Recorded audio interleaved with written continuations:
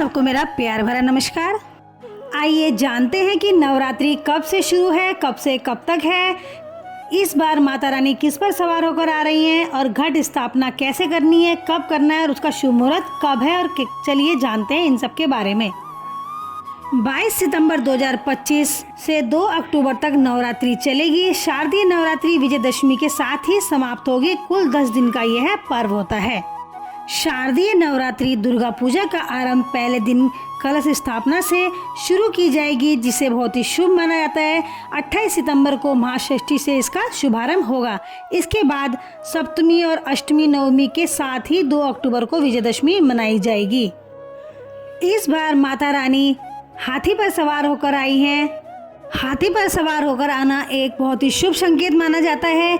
इससे सुख समृद्धि सौभाग्य की वृद्धि होती है, धन संपत्ति में वृद्धि होगी, बारिश बहुत अच्छे से होगी, जिससे फसलों को बहुत ही फायदा होगा और लोगों की उन्नति का रास्ता खुलेगा, जिससे समाज में धन और ऐश्वर्य की वृद्धि होगी।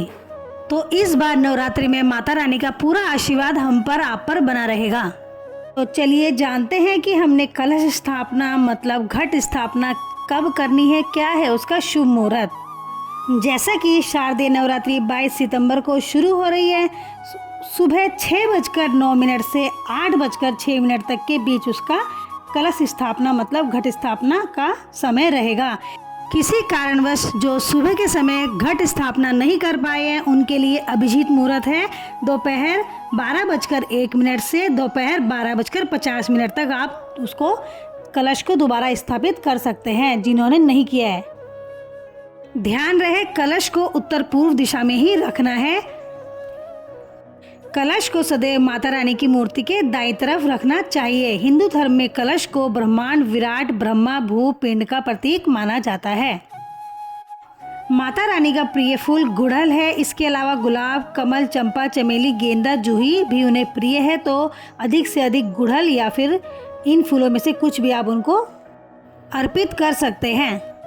पूरे नवरात्र में आप दुर्गा सप्तशती और दुर्गा चालीसा का पाठ करके माता को प्रसन्न कर सकते हैं और उनका आशीर्वाद ले सकते हैं।